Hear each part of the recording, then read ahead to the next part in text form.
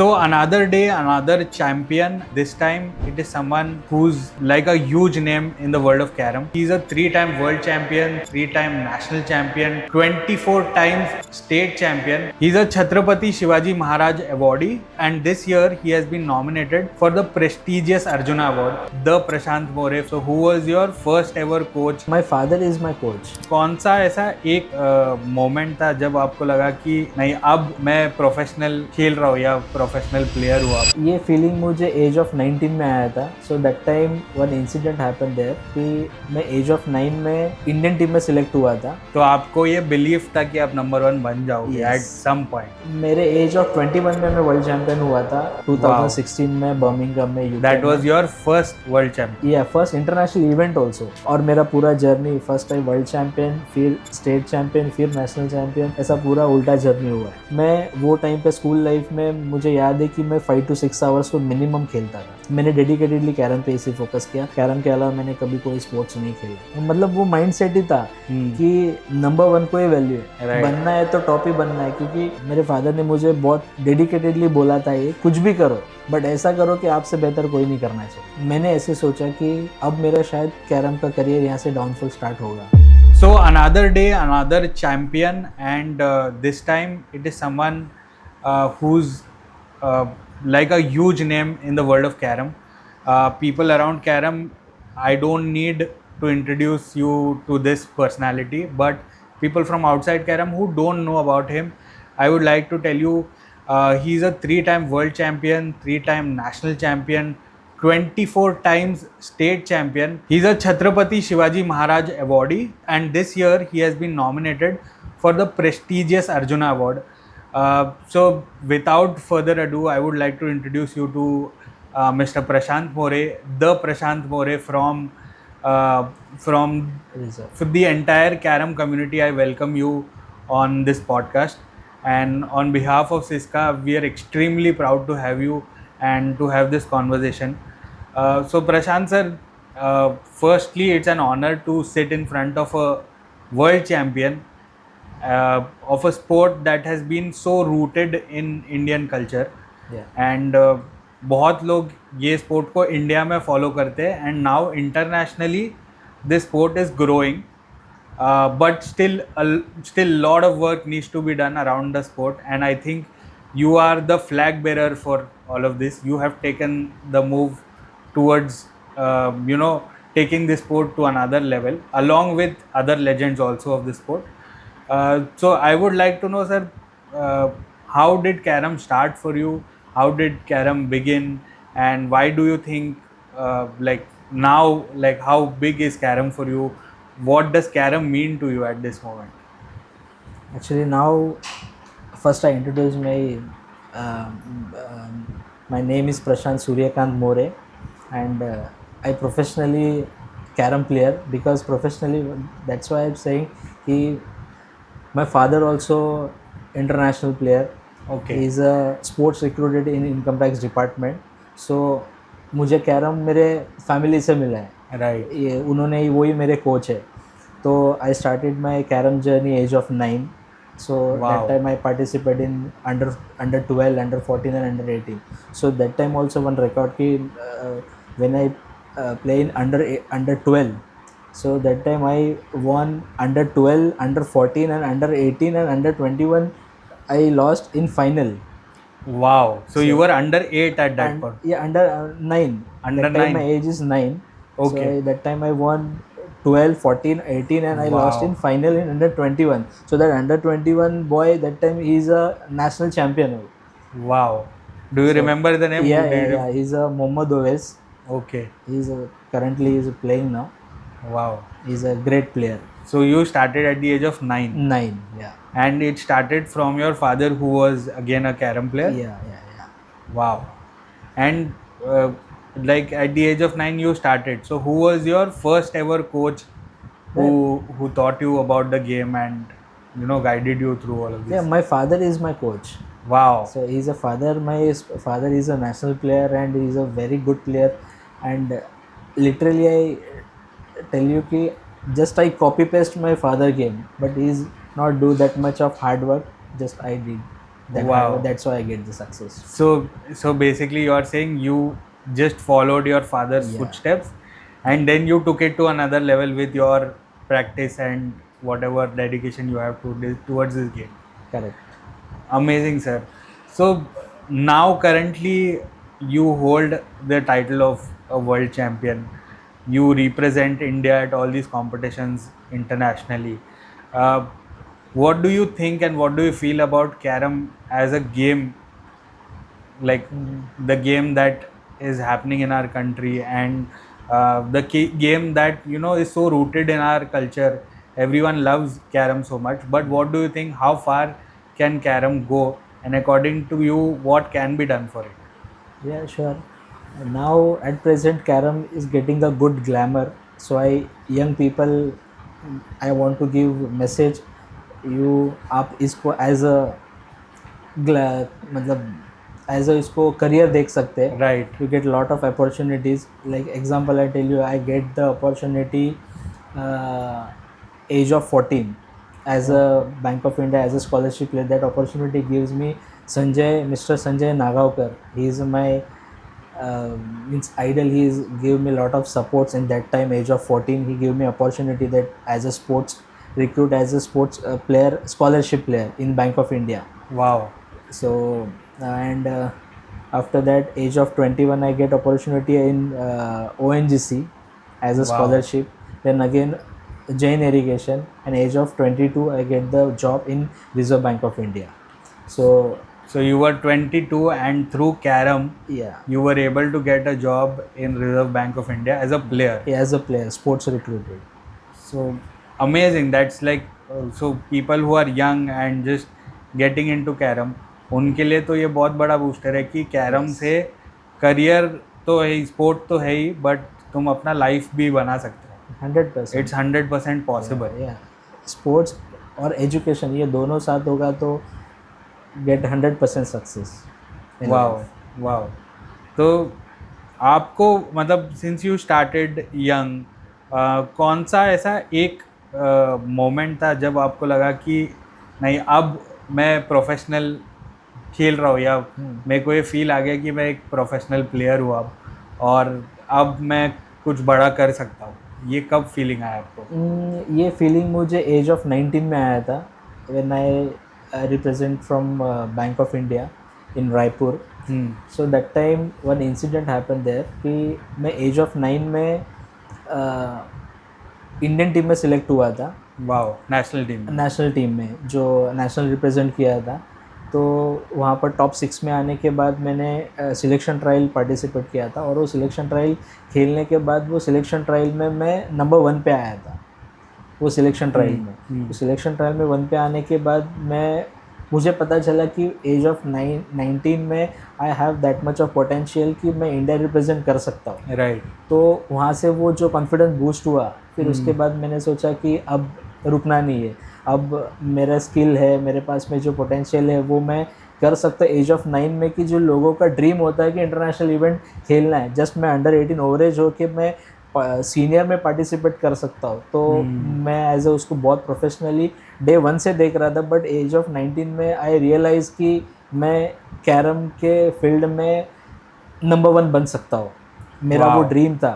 तो आपको ये बिलीफ था कि आप नंबर 1 बन जाओगे एट सम पॉइंट. और इस चीज़ को कितने साल लगे आफ्टर 19? आप कब नंबर 1 बने? मेरे एज ऑफ 21 में मैं वर्ल्ड चैंपियन हुआ था 2016 में बर्मिंघम में, UK. That was your first world champion? या फर्स्ट इंटरनेशनल इवेंट आल्सो. ओह, तो आपका फर्स्ट इंटरनेशनल इवेंट में ही आप वर्ल्ड चैंपियन बन के आ गए. तो आपका वो एक्सपीरियंस कैसा था from representing like India for the first time? अपने कंट्री को रिप्रेजेंट कर रहे हो for a game that you love, and वहाँ जाके it's a different country, different conditions, वहाँ प्लेयर्स अलग लेवल के होंगे. तो कैसा प्रेशर था? How did you feel through your first ever tournament? And since आप जीत गए वो टूर्नामेंट, तो आई एम श्योर कि वो एक्सपीरियंस आपका जो है वो अभी जो करंटली यंग प्लेयर्स है who want to make it to the international और द नेशनल साइड्स, उनके लिए बहुत इंस्पायरिंग होगा ये. Yeah, 100%. That is the another level of experience. First international event, and in London, UK, and UK is my dream country. Wow.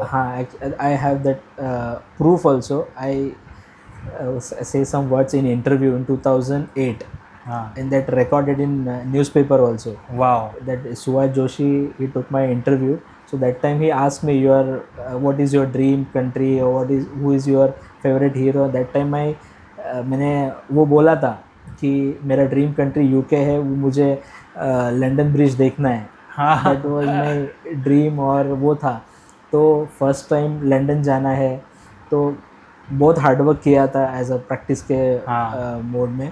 तो बहुत practice करने के बाद वो ड्रीम कंप्लीट करना है मुझे वहाँ पर जाके. तो लंदन में है तो मुझे मेरा 100% देना है, और फुल्ली आई माइंड सेट, अभी नहीं तो कभी नहीं. राइट. ये फर्स्ट टाइम है, शायद ये लास्ट भी हो सकता है. राइट.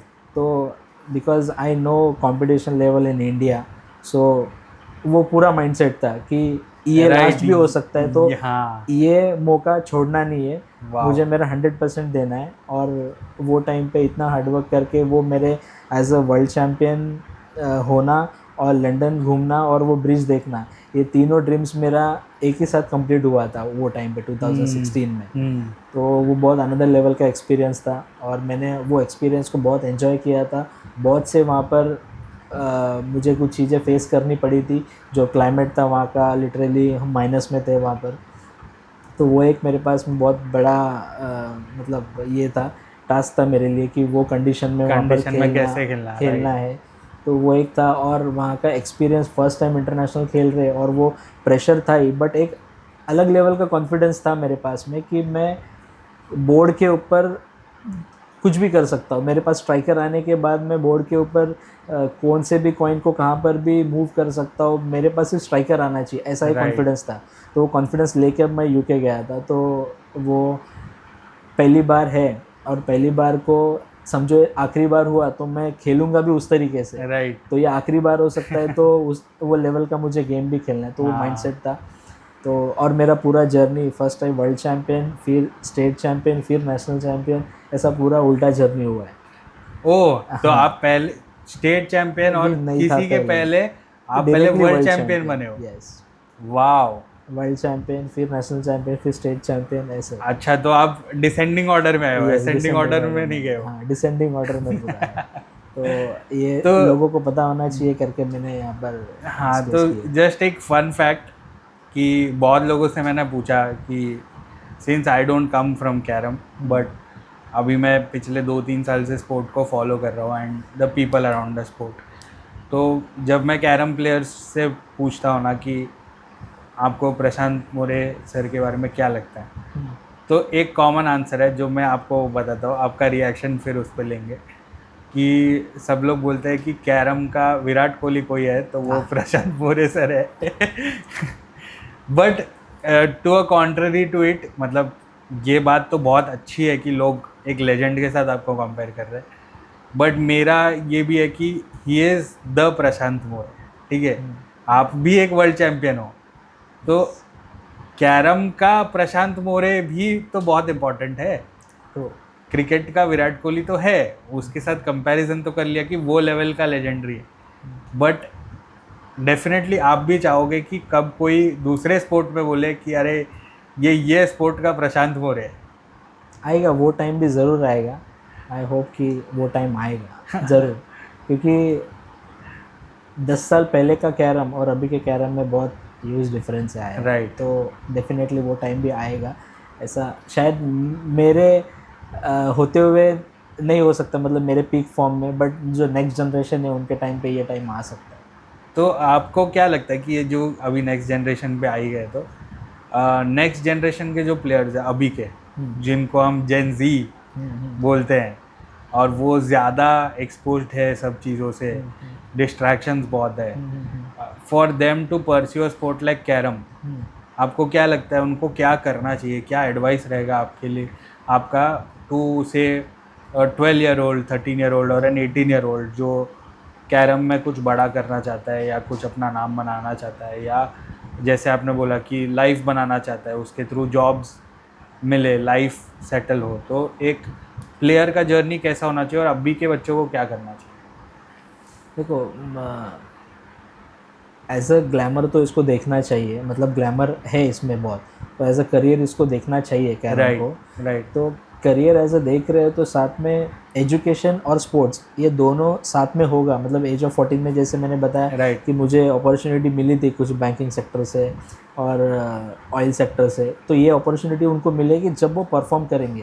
तो एज अ करियर देख रहे हो तो उनको उतना हार्डवर्क भी करना होगा, क्योंकि टॉप 4 टॉप 3 ये जो प्लेयर्स होते हैं ना, इनके पास एज अ करियर करके देखा जाता है, तो इनको वो अपॉर्चुनिटीज़ मिलती है। तो वो आप टॉप 3 में रहेंगे तो आपको एज अ स्कॉलरशिप मिलने की अपॉर्चुनिटीज़ आएगी। तो वो लेवल पे भी खेलना है तो वो लेवल पे आपको उतना हार्डवर्क करना पड़ेगा, एनालिसिस करना पड़ेगा गेम को, कहाँ कितना डेवलप करना चाहिए, कितना कंपटीशन लेवल चाहिए, राइट कितना है कंपटीशन लेवल। तो राइट वो हिसाब से एनालिसिस करके वो लेवल पे आप टॉप में रहोगे तो ही आपको अपॉर्चुनिटीज़ मिलेगी। तो वो अपॉर्चुनिटीज़ के लिए आपको प्रूव करना पड़ेगा, आपको टाइटल जीतने पड़ेंगे, तो उतना हार्डवर्क भी करना है और विद एजुकेशन और ये दोनों चीज़ साथ में रहेगी तो डेफिनेटली सक्सेस मिलेगा। तो आपको क्या लगता है कि कितना प्रैक्टिस नेसेसरी है टू, मतलब आप तो यही बोलोगे कि जितना होगा उतना कम, बट कम नहीं, बट बाकी सारी चीज़ें भी तो मैनेज होनी चाहिए। Right. उनका स्कूल टाइम, उनका ट्यूशन टाइम, उनका होमवर्क है, फिर उसके बाद स्पोर्ट्स भी है, तो दोनों चीज़ों को उनको एक टाइम टेबल बनाना चाहिए Right. कि ये टाइम पे मेरा स्कूल टाइम है, ये टाइम पे ट्यूशन है, ये टाइम पे होमवर्क, ये टाइम पे practice. But right young generation को जो मैंने किया था, मैं मेरा एक्सपीरियंस बताना चाहता हूँ कि मैं वो टाइम पे स्कूल लाइफ में मुझे याद है कि मैं 5 to 6 आवर्स तो मिनिमम खेलता था। वाओ मिनिमम 6 आवर्स तो होता था, मॉर्निंग में 2 आवर्स, आफ्टरनून में 2 आवर्स और इवनिंग में। मतलब बाकी सारी चीज़ें मेरे लाइफ में नहीं थी, जैसे बॉयज़ में जो बाहर उतना खेलना है, जो आउटडोर उतना खेलना आउटडोर नहीं नहीं होता। था, क्योंकि मेरे फादर ने वो माइंडसेट ही किया था कि Right. आपको एज अ इसको करियर ही देखना है, प्रोफेशनली देखना है। आप समझो कभी क्रिकेट खेल रहे हो या कोई अदर स्पोर्ट्स खेल रहे हो तो आपको इंजरीज हो सकती है, Right. आपका टूर्नामेंट्स है। आप कभी मुझे बचपन से कभी हेवी वेट उठाने के लिए नहीं दिया कि उन्हें हाथ में इंजरीज आ सकती है, क्रैम्प हो सकता है। वाओ तो हर चीज़ को बहुत एज अ प्रोफेशनली उन्होंने मुझे ट्रीट किया है। तो मैंने डेडिकेटेडली कैरम पे इसे फोकस किया। कैरम के अलावा मैंने कभी कोई स्पोर्ट्स नहीं खेला है। वाओ, और वो स्पोर्ट में ऐसा खेला है कि हाँ, नंबर 1 चाहिए। नंबर 1 चाहिए। हाँ, वाओ मतलब वो माइंड सेट ही था कि नंबर 1 को ही वैल्यू है, राइट बनना है तो टॉप ही बनना है। क्योंकि मेरे फादर ने मुझे बहुत डेडिकेटेडली बोला था ये कुछ भी करो बट ऐसा करो कि आपसे बेहतर कोई नहीं करना चाहिए। राइट। ये तो मैं भी मानता हूँ कि ये हमेशा ऐसा ये मंत्र होना चाहिए कि ठीक है अप्स डाउन्स तो है बट ट्राई तो ऐसा करो कि सब बहुत बढ़िया हो। हाँ हाँ, वैसा तो कुछ भी करो पर वो अपने से बेस्ट कोई नहीं होना चाहिए, इतना एफर्ट्स देके उसको करना।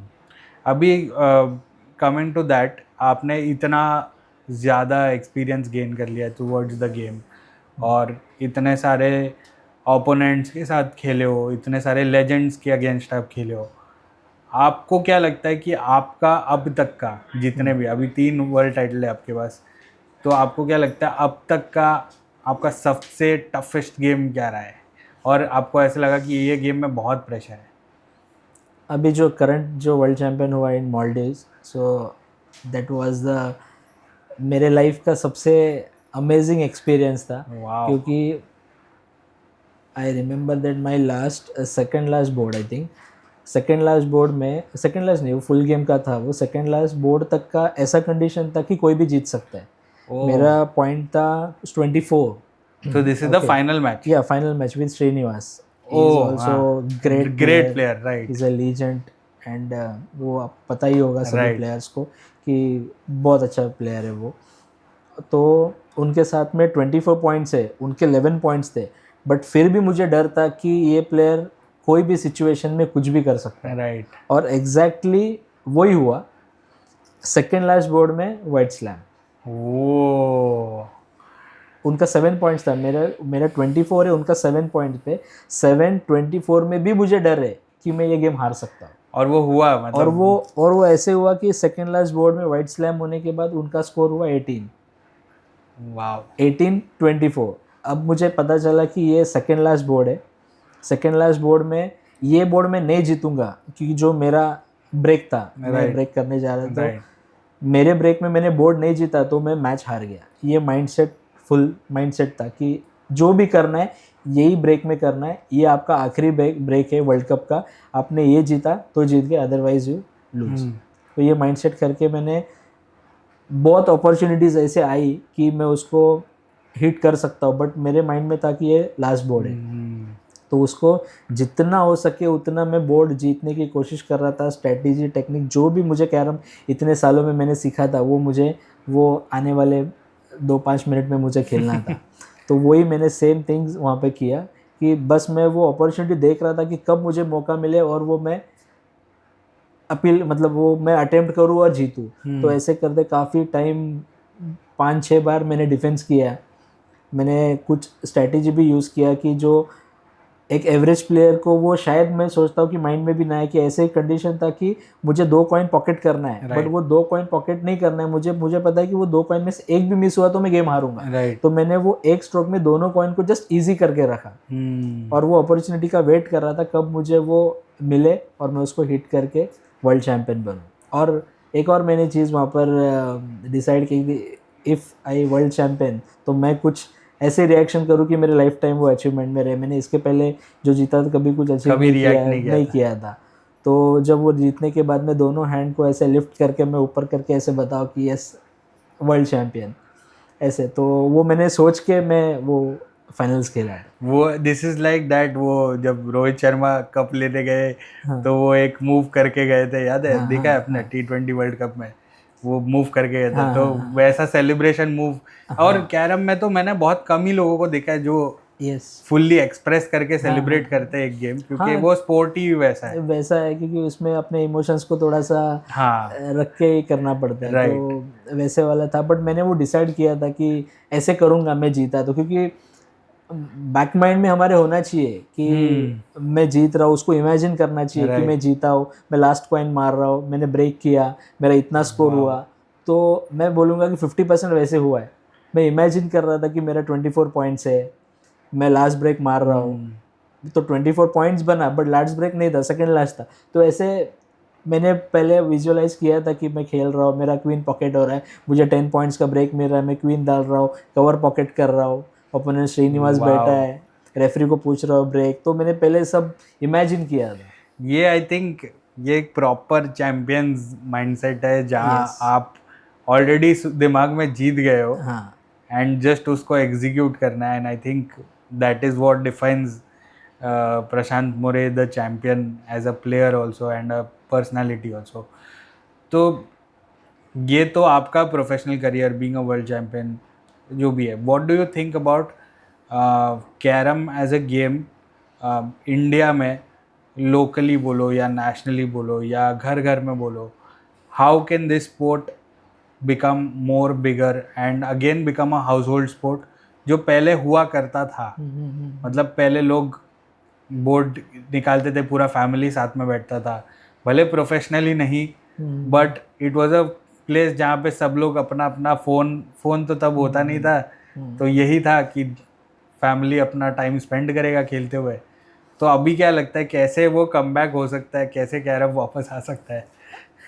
कमबैक तो होने के चांसेस बहुत कम है, रियलिटी में बता रहा हूँ, क्योंकि लोगों के पास स्क्रीन के साथ कंपटीशन नहीं कर सकते। स्क्रीन के साथ जो स्क्रीन पे एंटरटेनमेंट होता है वो उतना उसमें नहीं हो पा रहा है अभी, और लोगों के पास उतना टाइम भी नहीं है जितना पहले था। वो भी एक सिचुएशन है।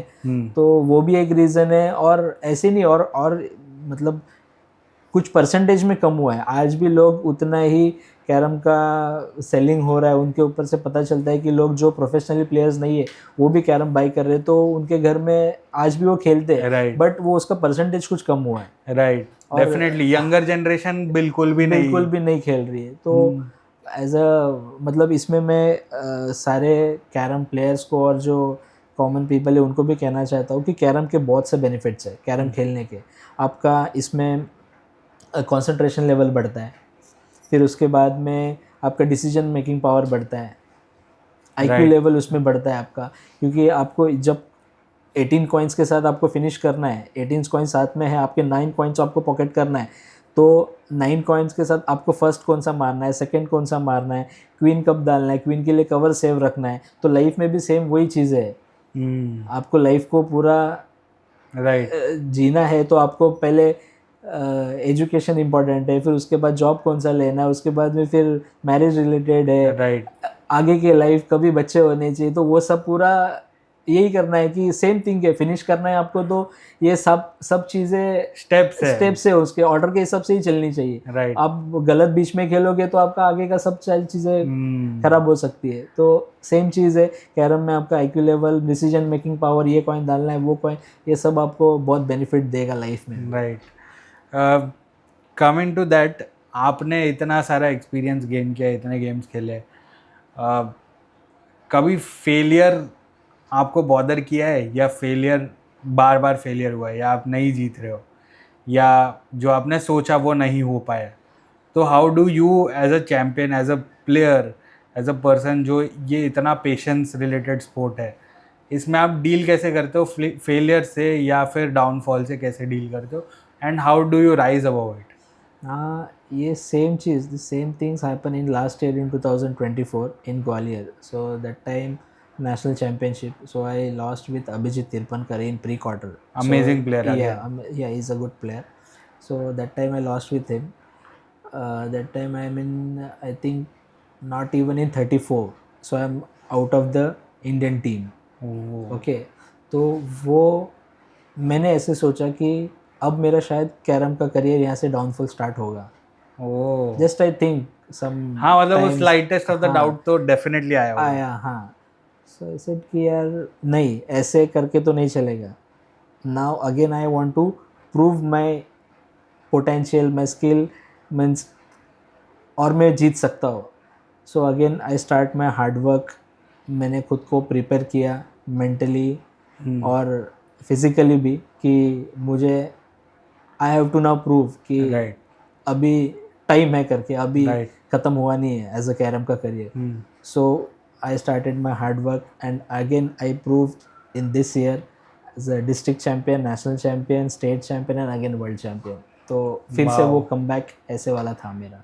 तो आपको क्या लगता है वो फेज़ ने, जो आपका लो फेज़ है, उसने आपको क्या सिखाया, या आप क्या बोलना चाहोगे यंगर लोग को जो कॉन्स्टेंटली फेलियर फेस करते हैं, जो शायद जीत नहीं पाते हैं, या जो आप जैसे बड़े प्लेयर्स के सामने आके then they lose a game, तो आप उनको क्या बोलोगे? ज़रूर, उनको कहने के लिए मेरे पास एक स्लोगन भी है, और एक मैं उनको मोटिवेशन के लिए बता सकता हूँ कि don't give up any condition, any situation.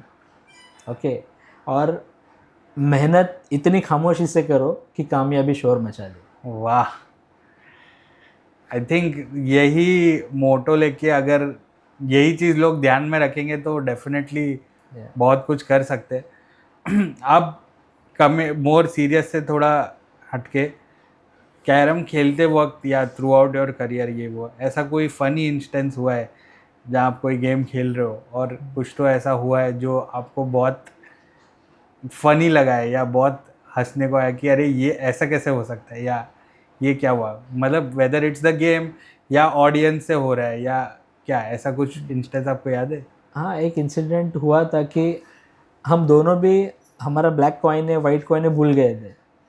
वाह, ये होता है? मतलब ये मुझे लगता था सिर्फ घर पे होता है लोगों का। नहीं, होता है ये। कभी कभी हम बहुत इन्वॉल्व होते हैं कैरम में, तो हम स्कोर के ऊपर हमारा कॉन्सेंट्रेट होता है, इतना मेरा स्कोर है, ये ब्रेक किसने मारा है, तो हम भूल जाते हैं। और वो कंडीशन देख के, ये ब्लैक है, ये ब्लैक को हटाना है, ब्लैक मेरा ही तो नहीं है।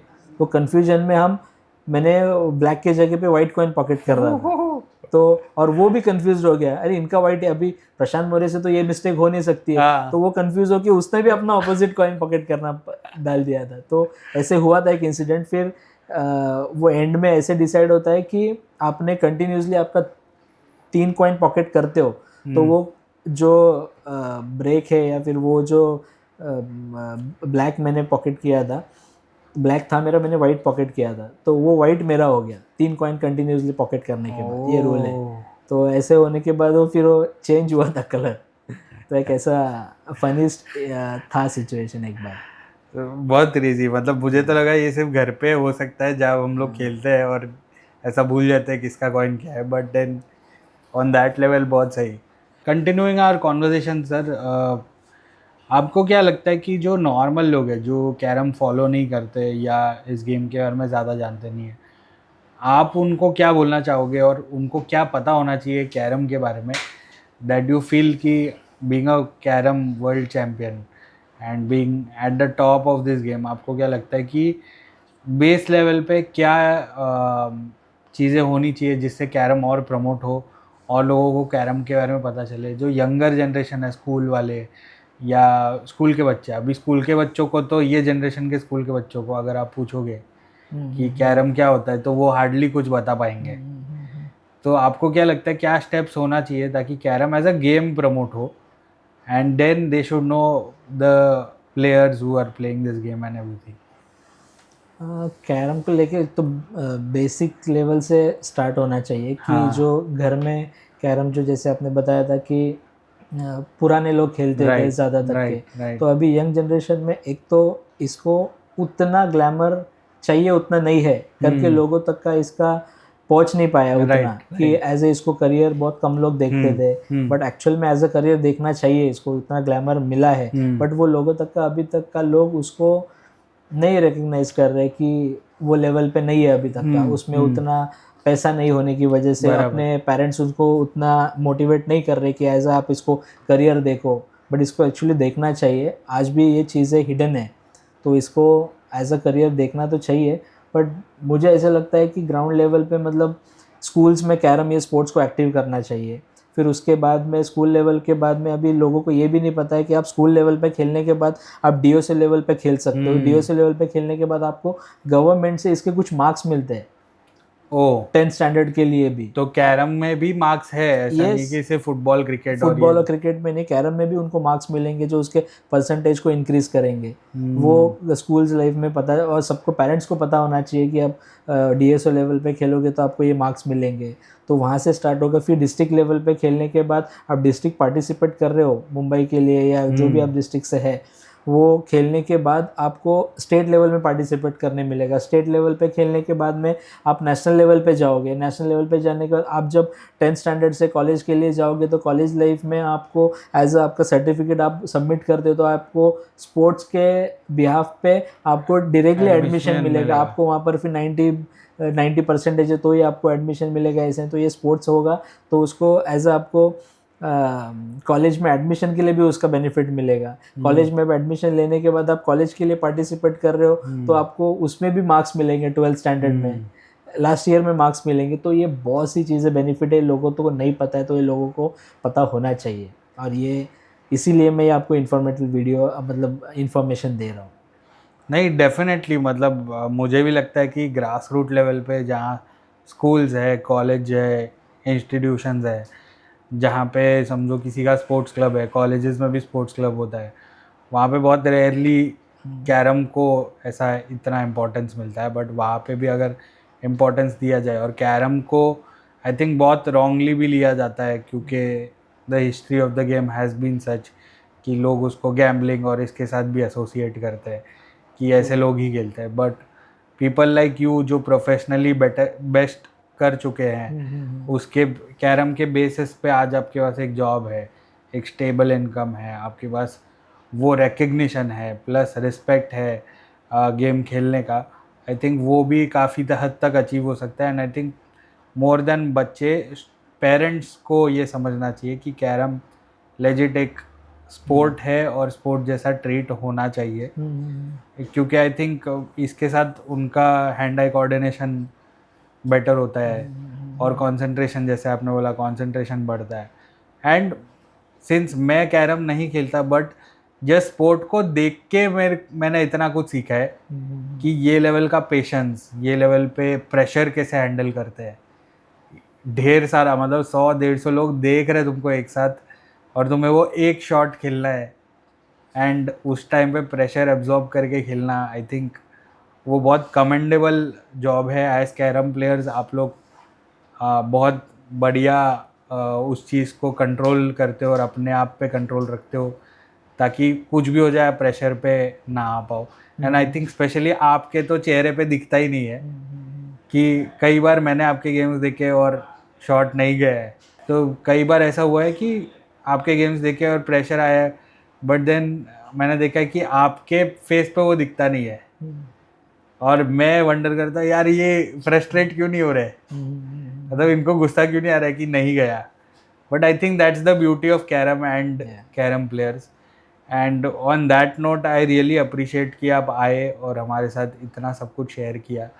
I think a lot of people will be able to relate and connect with Mr. Prashant More, who's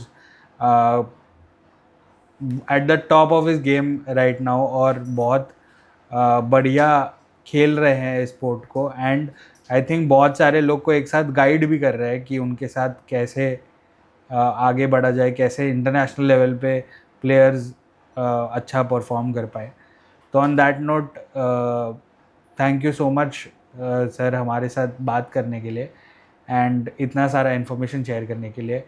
I think आगे भी बहुत ऐसा हम करेंगे सेशंस जहाँ we will have real carrom players also come in, और वो आपको क्वेश्चन पूछेंगे गेम के बारे में, टेक्निकल चीज़ों के बारे में, ताकि लोग जो ये देखे, वो जो प्लेयर्स देखे वो और सीख पाए. एंड जो बाहर से है, मतलब कैरम के बाहर से है, उनको भी इस चीज़ का आइडिया हो कि हाँ भाई this guy is something in carrom. And वो फिर कैरम का विराट कोहली नहीं, कैरम का प्रशांत मोरे ही होना चाहिए. तो on that note thank you so much हमसे बात करने के लिए. एंड वी लुक फॉरवर्ड कि और हम क्या क्या कर सकते हैं साथ में with Syska and Prashant More the legend. Thank you. Welcome.